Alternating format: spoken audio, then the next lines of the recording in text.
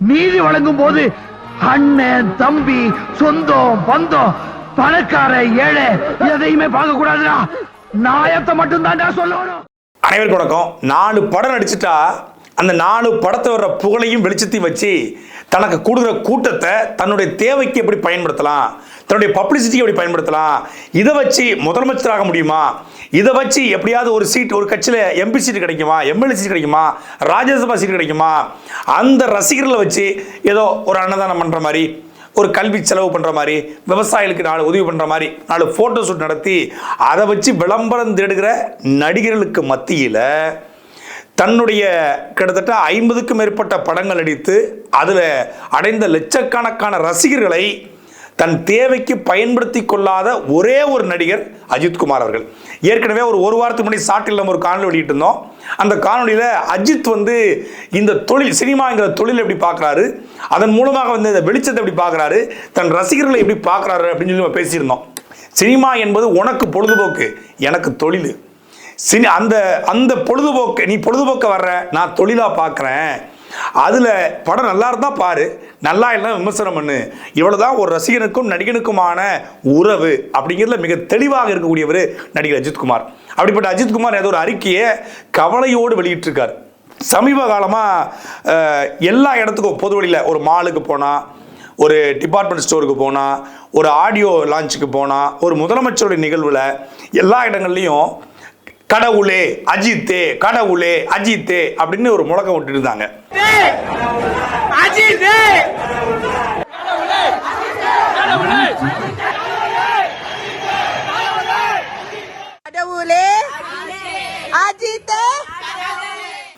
இது ஒரு பார்க்கிறவனுக்கு ஒரு இரிட்டேட்டை கொடுத்துச்சு. அஜித் இந்த மாதிரி ஆள் கிடையாது, அவர் வேலை உண்டு, அவர் தன்னுடைய தொழில் உண்டு இருக்கக்கூடிய நபராச்ச, அவர் பேரை வச்சு ஏன் இப்படி கொச்சைப்படுத்துறாங்க, அசிங்கப்படுத்துறாங்க. நீங்கள் கடவுள் நம்பிக்கை இருக்கு இல்லை, அது வேற. கடவுளே அஜித்தா, அஜித்தை கடவுளாக கொண்டாடுகிற மாதிரியான ஒரு பிம்பம் உருவாகுது. அப்போ அஜித் இதை ரசிக்கிறாரா, இதை விரும்புகிறாரா? அஜித் ரசிகர்களுக்கு போர்வையில் செய்யக்கூடிய இந்த கூட்டம் யாருடைய கூட்டம்? இது உண்மையிலே அஜித் ரசிக்கிறதானா, இது அவருக்கு அவப்பேரை ஏற்படுத்தி செய்கிறாங்களா அப்படிங்கிற பல்வேறு கேள்வி வந்தது. இது பார்க்குறவனுக்கு ஒரு அநாகரிகமாக, ஒரு அசிங்கமாக தோன்றியது. அது நமக்கு தோன்றியது போலவே நடிகர் அஜித்குமாருக்கும் தோன்றியிருக்கு. அதனால தான் அவர் அறிக்கை வெளியிட்டிருக்காரு. சமீபமாக முக்கியமான நிகழ்வுகளில் பொதுவெளியில் அநாகரிகமாக தேவையில்லாமல் எழுப்பப்படும் அந்த கடவுளைங்கிற பேரோட காணு போட்டு டேஷ் போட்டார், கடவுளே அஜித்தே என்கிற கோஷம் என்னை கவலை அடைய செய்திருக்கிறது. எனது பெயரை தவிர்த்து என் பெயரோடு வேறு எந்த முன்னோட்டம் சேர்த்து அழைக்கப்படுவதில், அதாவது பட்டப்பெயர் சேர்த்து அழைக்கப்படுவதில் நான் துளியும் உடன்படவில்லை. எனது பெயரில் மட்டுமே நான் அழைக்கப்பட வேண்டும் என விரும்புகிறேன். எனவே பொது இடங்களில், மக்கள் அதிகம் கூடும் இடங்களில் அசௌரியத்தை ஏற்படுத்தும் இந்த செயலை நிறுத்துவதற்கு உங்கள் ஒத்துழைப்பை நான் அன்புடன் வேண்டுகிறேன்.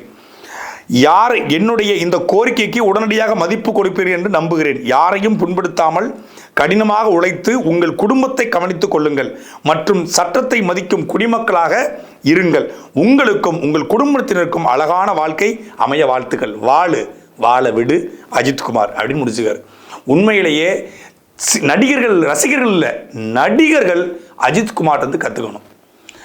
தமிழ்நாட்டு நடிகர்கள் மட்டுமில்லை, இந்தியா முழுமைக்கு இருக்கக்கூடிய பல்வேறு நடிகர்கள் தங்களுடைய ரசிகர்களை தங்கள் சுய தேவைக்காக, ரசிகர்களை தங்களுக்கு தளபதினு கூப்பிடு, புரட்சி தளபதினு கூப்பிடு, சின்ன தளபதினு கூப்பிடு, வெங்காய தளபதினு கூப்பிடு, ஆகாய தளபதினு கூப்பிடு, வந்த உடனே பவர் ஸ்டார், அந்த ஸ்டார், சுப்ரீம் ஸ்டார், அந்த ஸ்டார், இந்த ஸ்டார், ஒரு 1000 ஸ்டாரை போட்டுக்குவாங்க. அப்படி கூப்பிடு அப்படின்னு அதுக்கு ஒரு பாட்டு வைக்கிறது, அதுக்கு ஒரு பில்டப் வைக்கிறது, தளபதி பேரை கேட்ட விசிலடி அப்படிங்கிறது, தளபதி எங்கள் தளபதி என்னமோ வேலுநாச்சியார் படல தளபதியா, இல்லை மருதுவாண்டியர் படல தளபதியா, இல்லை புலித்தேவன் படல தளபதியா, இல்லை தீரன் சின்னமலை படல தளபதியா, இல்லை இந்திய இராணுவத்தில் தளபதியா, இல்லை இலங்கை இராணுவத்தில் தளபதியா, எந்த படல தளபதி போட்டுக்கிறது தளபதி, அப்புறம் சின்ன தளபதி, அப்புறம் இளைய தளபதி, அப்புறம் நிறைய தளபதி வச்சிருக்காங்க.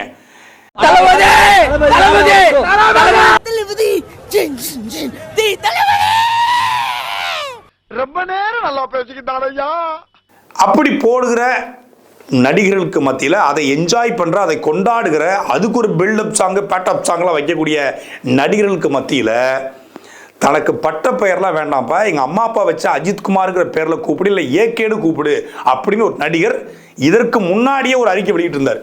எனக்கு புனைப்பெயர்லாம் தேவையில்லை, என்ன ஏகேன்னு கூப்பிடுங்க, அஜித்குமார்னு கூப்பிடுங்க அப்படின்னு. அஜித்குமார் அவர்கள் இந்த அறிக்கை வெளியிடுவது இது முதல் முறை கிடையாது. 2011 ஒரு அறிக்கை வெளியிட்டார், எனக்கு நல்லா ஞாபகம் இருக்கு. அந்த அறிக்கை என்ன தெரியுமா? எல்லா நடிகர்களும் தன்னுடைய பிறந்த நாளில் கட்சி பேர் அறிவிப்பாங்க, இல்லை ஏதாவது ஒரு நற்பணி செய்ய போகிறோம், நம்ம வந்து தமிழ்நாடு முழுக்க நற்பணி மன்றங்களை சந்திக்க போகிறேன் அப்படின்னு அறிவிப்பாங்க. 29/4/2011, அதாவது அவருடைய பிறந்த நாளுக்கு ஒரு 2 நாளைக்கு முன்னாடி அறிவிக்கிறார். தமிழ் சினிமாவில் நான் 40வது படத்தை நடிச்சுக்கிட்டு இருக்கேன், மங்காத்தா படம், என்னோட முக்கியமான படம். இந்த தருணத்தில் என்னுடைய ரசிகர்களுக்கு நான் வந்து ஒரு கோரிக்கை முன்வைக்கிறேன். இத்தனை ஆளுநர் நற்பணி மன்றங்கள் மூலமாக நம்ம நிறைய உதவிகளை செஞ்சுக்கிட்டு இருந்தோம். உதவிகளை செய்வதற்கு நற்பணி மன்றங்களோ ரசிகர் மன்றங்களோ தேவையில்லை, நல்ல மனசு இருந்தால் போதும். நற்பணி மன்றங்கள் பேரில் உங்களுடைய சுய தேவைகளுக்காக சுய முடிவுகளுக்காக உங்களுடைய சிந்தனையாக நீங்கள் புகுத்துறீங்க, அது பெரிய மன உளைச்சலை ஏற்படுத்துது, சமூகத்தில் நமக்கு நல்ல பேர் ஏற்படணும், அதை தடுக்க பார்க்குது. சினிமா என்பது எனக்கு ஒரு தொழில் தான் அப்படின்னு சொல்லிட்டு, அதனால் இந்த மே 1 என்னுடைய நற்பணி மன்றத்தை நான் கலைக்கிறேன். எனக்கு தெரிஞ்சு தமிழ் சினிமாவில் தன்னுடைய ரசிகர் மன்றத்தை ஒரு வீக்கில் இருக்கும்போது கலைச்ச ஒரே ஒரு நடிகர் அஜித்குமார் தான். அதனால தான் அவர் கொண்டாடப்படுறாரு. அதனால தான் பல்வேறு தோல்விகளை கொடுத்த பிறகும் கூட, வெற்றி தோல்விகள் வந்த பிறகும் கூட அவருடைய ரசிகர்கள் இன்னும் அவருக்கு அப்படியே இருக்காங்க. இன்னைக்கு ஒரு தமிழ் சினிமாவில் ஒரு பெரிய ஓப்பனிங் இருக்கக்கூடிய ஒரு நடிகர் வந்து அஜித். பயங்கரமாக பில்டப் கொடுத்து ட்ரெய்லர் வெளியீட்டுக்கு ஒரு நாள், ட்ரெய்லர் வெளியீட்டு நாளில் ட்ரெய்லர் என்னைக்கு வெளியிடுவோம்னு சொல்லி அந்த தேதியை வெளியிடுறதுக்கு ஒரு நாள், டீசர் ரிலீஸ் டேட் அறிவிக்கும் நாள். டீசர் ரிலீஸ் பண்ண மாட்டாங்க, டீசர் என்னைக்கு வருதுங்கிறத அன்னைக்கு சொல்லுவாங்களாம், அது ஒரு நாள் கொடுப்பாங்க. அப்புறம் அந்த நாளில் டீசர் வெளிவருதுங்கிறதுனால சொல்லுவாங்க.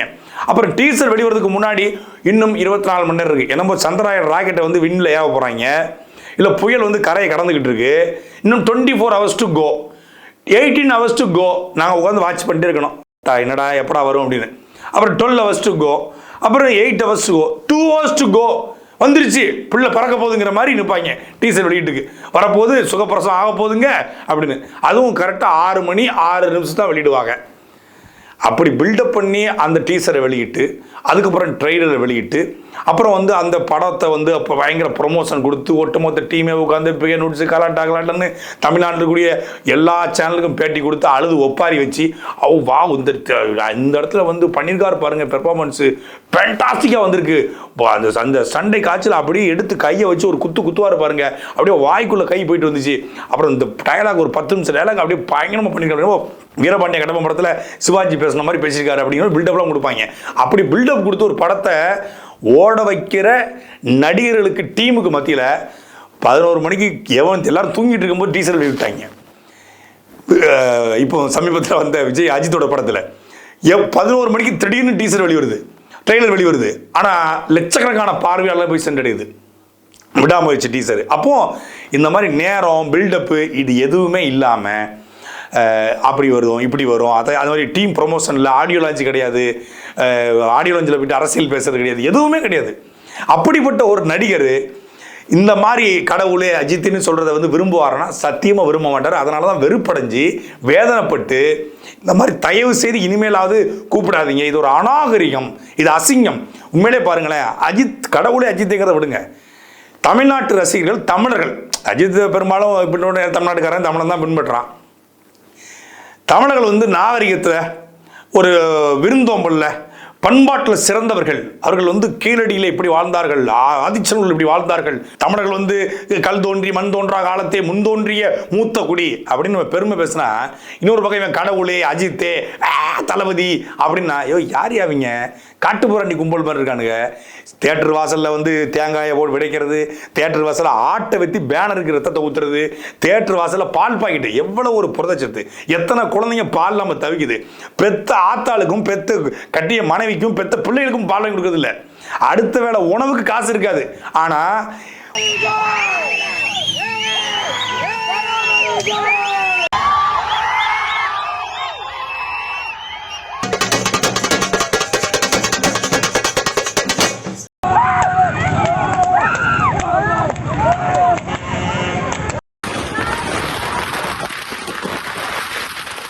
ஒருத்தன் ஏதோ அஜித் படம் தான், அஜித் படத்துக்கு காசு தரேன்னு சொல்லி அப்பாவை மேலே பெட்ரோலை ஊற்றி கொளுத்திவிட்டான். திருச்சி ஜெயிலில் தான் கிடக்கு. நான் ஜெயிலில் இருக்கும்போது உள்ளே போயிட்டு அந்த ஒரு அரட்டை அவசரம் போட்டு விசுக்கு விசுக்கு விசுக்கு விசுக்கு நடந்து போயிட்டேன். யாரு கேட்டால் இவன் தாங்க நம்ம சிறுத்தை சிவா படம் விசுவாசம் படத்துக்கு டிக்கெட் எடுக்க காசுன்னு சொல்லி அவங்க அப்பாவை எரிச்சிட்டு உள்ளே வந்திருக்கான்றாங்க. அடா பாவி, தேட்டரில் அங்கே ஜெயிலில் என்ன பண்ணிட்டு இருக்கு இந்த முண்டை, ஜெயிலில் உட்காந்து எல்லாத்துக்கும் டீ கொடுத்துக்கிட்டு இருக்கு. இங்கே தீ வச்சு கொளுத்திவிட்டு அங்கே டீ கொடுத்துக்கிட்டு இருக்கு எல்லா போலீஸ்காரங்களுக்கும். இதான் நிலைமை.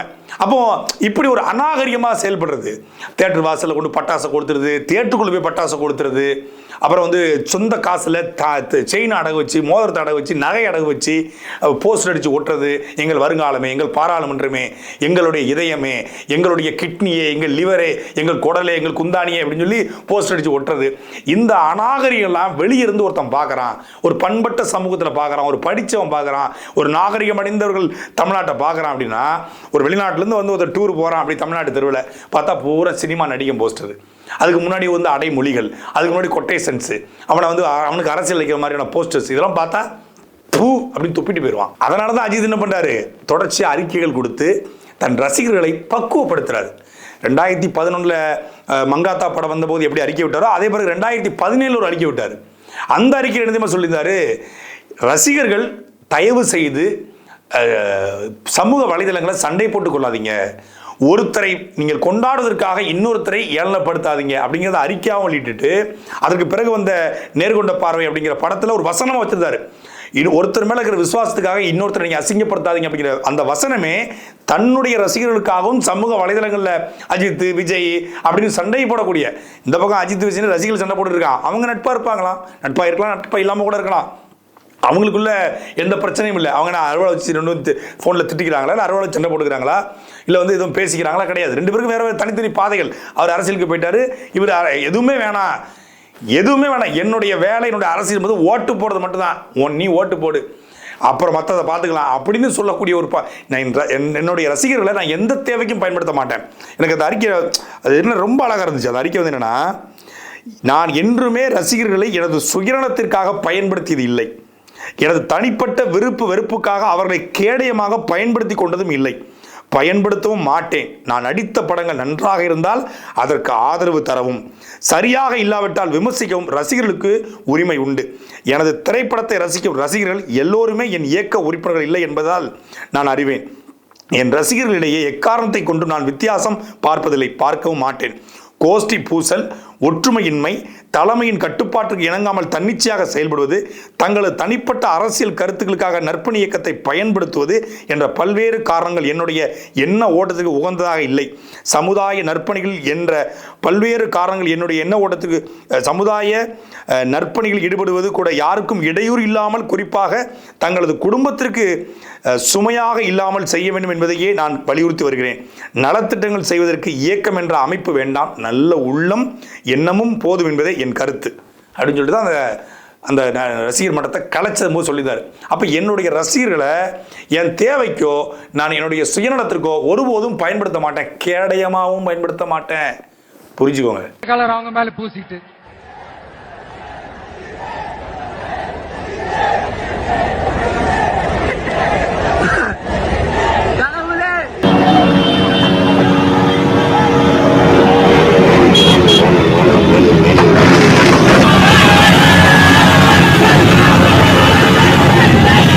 அதே போல 2019 ஒரு அறிக்கை வெளியிட்டிருந்தார். 2019 நாடாளுமன்ற தேர்தல் காலகட்டம். அப்பொழுது திருப்பூரை சார்ந்த சில ரசிகர்கள் வந்து பிஜேபியில் போய் இணைஞ்சிட்டாங்க அப்படின்னு செய்தி வருது. விஜய் அஜித் ரசிகர்கள் பாஜகவில் இணைந்தார்கள் அப்படின்னு அது அந்த காலகட்டத்தில் ஒரு பெரிய பரபரப்பை உருவாக்குது. உடனடியாக இரவோடு இரவாக தூங்கிட்டு இருந்து பாரு நினைக்கிறேன் இந்த செய்திகள் விடணும், இரவோடு இரவா அறிக்கை, டே முதல்ல போட்டு அறிக்கையை பிஜேபியில் போய் சென்றாங்களா டக்குன்னு அறிக்கையை போட்டாப்ல. என்னன்னா, நான் ரசிகர் மன்றத்தை கலைச்சி 6-7 வருஷம் ஆச்சு. என் ரசிகர் மன்றம் என்ற போர்வையில் அரசியல் ரீதியான செயல்பாட்டில் ஒரு கட்சியில் சேர்ந்தாங்க நான் அறிகிறேன். அவங்களுக்கு எனக்கும் எந்த சம்மந்தமும் கிடையாது. என்னுடைய பணி ஓட்டு போடுறது மட்டும்தான். உங்களுக்கு விருப்பப்பட்ட கட்சிகளுக்கு நீங்கள் ஓட்டு போடுங்க, அது உங்களுடைய உரிமை. ஆனால் என்னுடைய ரசிகர் என்ற பேரில் கட்சியில் சேர்ந்தாங்க செய்தியை நீங்கள் தயவுசெய்து போடாதீங்க அப்படிங்கிற மாதிரி நான் ஒரு அறிக்கை போட்டிருந்தார். பிஜேபியில் சென்றானோன்னு ஆளு கொலவெறியாகி இரவோடு இரவாக அறிக்கை போட்டார். அதே போல் 2021 எங்கே பார்த்தாலும் சாட்டியில் கீழே வீடியோ போட்டால் கூட வலிமை அப்டேட்டுமாங்க. எடப்பாடி பழனிசாமி ஓட்டு கேட்டு போகிறாரு, எடப்பாடி பழனிசாமிகிட்ட வலிமை அப்டேட் கொடுங்க சித்தப்பு அப்படிங்கிறாங்க. கவர்னர்கிட்ட வலிமை அப்டேட்டு, ஏதோ ஒரு கிரிக்கெட் வீரர் அவர் வந்தார் தமிழ்நாட்டுக்கு வலிமை அப்டேட்டு, அப்புறம் வந்து ஒரு கால்பந்து வீரர் அவர்கிட்ட போயிட்டு வலிமை அப்டேட்டு, இப்படி கேட்டு கேட்டு எல்லாரையும் டார்ச்சர் பண்ணது அவருக்கு போய் சேர்ந்துருச்சு. போய் சேர்த்துட்டாங்க. உடனே போறாரு, நான் படம் நடிச்சுக்கிட்டு இருக்கேன், நடிக்கும்போது வரும், அது வரைக்கும் கொஞ்சம் அமைதியாக இருப்பா, நடிச்சு முடிச்சாதான் என் படத்தை பண்ண முடியும், சும்மா இஷ்டம் வயத்துலாம் பண்ண முடியாது அப்படிங்கிற மாதிரி காண்டாகி ஒரு அறிக்கையை போட்டாப்புல. அதாவது ஒரு நடிகர் வந்து இதெல்லாம் அறிக்கை விடுற அவசியம் இல்லை, இதெல்லாம் என்ஜாய் பண்ண முடியா, அப்படிலாம் கேட்டதான் ஒரு டிஆர்பி ஏறும், மார்க்கெட் ரேட் ஏறும். பார்த்தியா என் ரசிகன் எப்படி அப்டேட் கேட்டுக்கிட்டு இருக்கான், எப்படி வந்து ஒன்று ஆர்வமாக பார்க்குறான். நல்ல குடும்பத்தை வழி நடத்து, உன் பிள்ளைகளை படிக்க வை, உன்னுடைய உழைச்சி சாப்பிடு, உன் உழைப்புக்கேற்ற ஊதியத்தை பெற்றுக்கொள் அப்படின்னு சொல்லிட்டு இதெல்லாம் எதிர்பார்க்காத, என் பொழப்படாது, என் தொழில்றாது, உனக்கு வெறும் பொழுதுபோக்கு தான், அது என் தொழில், படம் நடித்தா வரும் சரியா, அப்போ பார்த்துக்க அப்படிங்கிற மாதிரி மிக அழகாக ஒரு அறிக்கை வெளியிட்டார். அப்போ தொடர்ச்சியாக தன் மீதெல்லாம் எப்போதெல்லாம் தன் பெயரை சொல்லி சில அநாகரிகங்கள் நிகழ்த்தப்படுகிறதோ, தன் அசிங்கங்கள் நிகழ்கிறதோ, சில கேவலங்கள் நிகழ்கிறதோ அதை அஜித் அவர்கள் வெறுக்கிறாரு. ஒரு நாகரிகம் அடைந்த மனிதனாக 2011 அஜித் அவர்கள் அறிக்கை வெளியிடும் போது அவருக்கு 40 வயசு, மங்காத்தா 50வது படம், 40 வயசு. இன்னைக்கு அவருக்கு ஒரு 54 வயசு ஆகுது. 40 வயசுலேயே அவருக்கு ஒரு நல்ல பக்குவம், 54 வயசு அதை விட மெச்சூரிட்டி ஆயிருக்காரு. அன்னைக்கு தலை அல்டிமேட் ஸ்டாரு அப்படின்னா அவரும் போட்டவர் தான். தலைன்னு பாட்டு போட்டிருக்காங்க, தலை போல வருமான்னு பாட்டெலாம் பாடல்கள் போட்டிருக்காங்க. ஆனால் அன்னைக்கு இருந்த மெச்சூரிட்டி வர, நாள் அடைய பக்குவம் அடைய சமூகம் வளர அவருக்கும் மெச்சூரிட்டி வருது. அந்த மெச்சூரிட்டியை தன் ரசிகர்களுக்கும் கொடுக்க விரும்புகிறாரு. அதன் மூலமாக இன்னைக்கு இந்த மாதிரிலாம் செய்யாதீங்க என்ற அறிக்கை என்பது உண்மையிலே உளமாற வரவேற்கத்தக்கது. இது ஒவ்வொரு நடிகர்களும் தன்னுடைய ரசிகர்களுக்கு சொல்ல வேண்டிய ஒரு படிப்பினை. தியேட்டர் வாசலுக்கு போனால் டிக்கெட் எடுத்துகிட்டு ஒழுங்காக படம் மசரை பார்த்துட்டு வீட்டுக்கு போய் தேங்காய் உடைக்காத, இந்த பால் பாக்கெட்டை பீச்சாத, பேனர் கலாச்சாரங்கள் பேரில் கண்ட கருமத்தையும் வரைஞ்சி வைக்காத. அதுவும் இவங்க ஸ்டில் இப்படி திரும்புறது, இங்கிட்டு திரும்புறது, இப்படி செல்ஃபி எடுத்துக்கிறது, இங்கே கவுட்டுக்கு கீழே வந்து சிங்கத்தை படுக்க போட்டுக்கிறது, இப்படி அருவாளை போட்டுக்கிறது, அப்புறம் வந்து பேருக்கு பின்னாடி பில்லா ரமேஷ், ரெட்டி சுரேஷ் இவங்க போட்டுக்கிறது, வாலி வசந்தன் இவங்க பேருக்கு பின்னாடி போட்டுக்குவாங்க. அப்புறம் பார்த்தீங்கன்னா வந்து ஆளவந்தான் அருணாச்சலம், இவங்க எம்மோ ஆத்தாப்பம்பை வச்ச பேர் வேற, இவங்க ஒரு பேரை உள்ள சொருகிக்குவாங்க, முகவரி தினேஷ் அப்படின்னு போட்டுக்குவாங்க. என்னடா முகவரி தினேஷ், உனக்கு முகவரி இல்லையடா, முகவரி தாங்க என் முகவரியே. உன்ன மாதிரி அங்கங்க அடமொழி வச்சு வாழ்ற வழி இல்லை, நாங்க ஆண்டாண்டு காலமா பரம்பரை அடமொழியோட வாழ்ற குடும்பம்டா. இந்த ரவுடிகள் தான் அப்படி பேர் வச்சுவாங்க, அட்டாக் பாண்டிமா, அட்டாக் பாண்டி, அப்போ பயங்கரமா அட்டாக் பண்ணுவார் போல இருக்குப்பா, கராத்தே அட்டாக் பண்ணுவாரா அப்படின்னு கேட்டா இல்லைங்க, முடிய ஒட்ட வெட்டிருப்பாப்புல போலீஸ்கார் மாதிரி, அதனால அட்டாக் கட்டிப்பாங்க போலீஸ் மாதிரி, அதனால அட்டாக் பண்ணி. பொட்டு சுரேஷ் நாங்க, பொட்டு சுரேஷா டப்பு டப்புன்னு போட்டு வரோம், நெத்தியில பொட்டு வச்சிருப்பாருங்க, அதனால பொட்டு சுரேஷ். பங்குமார் நாங்க பெட்ரோல் பங்கு ஓனருங்களா, பங்கு வச்சிருப்பாரியா முடி, அது மாதிரி. லெப்ட் பாண்டிங்கிறாங்க, என்னடா லெப்ட் பாண்டினா லெப்ட் சைடில் வந்து ஒரு யாரும் அடிச்சு வரா, இல்லை வந்து லெஃப்ட்னா இந்த வடதுசாரி இடதுசாரி அது மாதிரி லெஃப்டா இல்லைங்க, அவர் லெஃப்ட் ஹேண்ட் பழக்கம் உள்ளவர், அதனால லெஃப்ட் பாண்டி. இப்படித்தான் ரசிகர்கள் பேர் வச்சுக்கிறது. ஆளவந்தான் அருணாச்சலம், பில்லா சுரேஷ், பிகில் ரமேஷ், அப்புறம் வந்து வாரிசு வசந்தகுமார், ஏதாவது ஒரு பேரை இவங்களுக்கு சொல்லிக்கிறது. எந்த படம் வசதியாக இருக்கோ அந்த படத்தை பேரை போட்டு இவங்க ரசிகர்கள். இதெல்லாம் ஒரு அநாகரிகம், அசிங்கம், இதோட கேவலம், கேடுகட்டத்தனம். இதைத்தான் அஜித் குமார் கண்டிச்சிருக்காரு.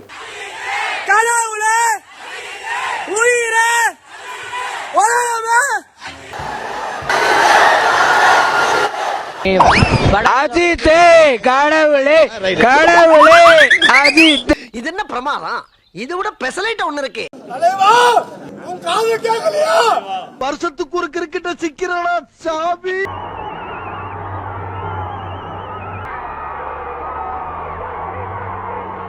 நடிகர் அஜித் அவருடைய அறிக்கை என்பது அவருடைய ரசிகர்களுக்கு மட்டுமில்ல, இந்த சினிமாவை பார்க்காம திரையில 10 பேர் அடிச்சிட்டாலே அப்பா பயங்கரமா அடிக்கிறாரப்பா, அவன் பார்த்தா பெரிய பயந்தவங்களையா இருப்பான். பாத்ரூம்ல கரப்பாம்பூச்சி வந்தா கூட வந்து உதவியாளரை கூப்பிடுறவனா இருப்பான். கேரவனுக்குள்ள பாம்பு ஏறிச்சுன்னா 10 மைலுக்கு பறந்து போவான். நாங்களாம் உசுருக்கு ஒரு ஆபத்துல கடல் மேலே ஓடுவோம்னான்னு ஓடக்கூடிய நடிகர்கள் தான் தமிழ்நாட்டில் அதிகம். சூரியனை குதிச்சு ஓடுவாங்க. ஆனா சினிமாவில் 10 பேரை பறக்க விடுவான். தலைகீழ கட்டி தொங்க விட்டா கூட 25 நாளைக்கு அப்படியே கிடப்பான். சாக்கடைகள் வந்து லிஃப்ட் உள்ள இறங்கினா கூட வெளியே வரும்போது சாக்கடைகள் வந்து பூந்து வெளியே வருவாங்க. அது சினிமாவில் நடக்கிற நிஜமாக. சினிமாவில் வந்து பார்த்தா கொக்கோகோலா கம்பெனி எதிர்ப்பாங்க, ஆனால் நிஜத்தை பார்த்தா கொக்கோகோலா குடிப்பானுங்க. கொக்கோகோலா குடிப்பான், ஒரு பக்கம் கொக்கோகோலா கம்பெனியை எதிர்ப்பான். அப்போ எல்லாமே கான்ட்ரவர்சியாக இருக்கும். அந்த மாதிரி நடிகர்களை கொண்டாடக்கூடிய ரசிகர்களுக்கு தான் ஒட்டுமொத்தமாக நடிகர் அஜித்குமார் அவர்கள் இது போன்ற அநாகரிகமாக செயல்படாதீர்கள், சினிமாவை பாரு, சினிமாக்காரனா மட்டும் பாரு அப்படின்னு சொல்லியிருக்காரு. சாட்டை எடுத்து நாட்டை திருத்து, இளம் தலைமுறை தானே நீ வழி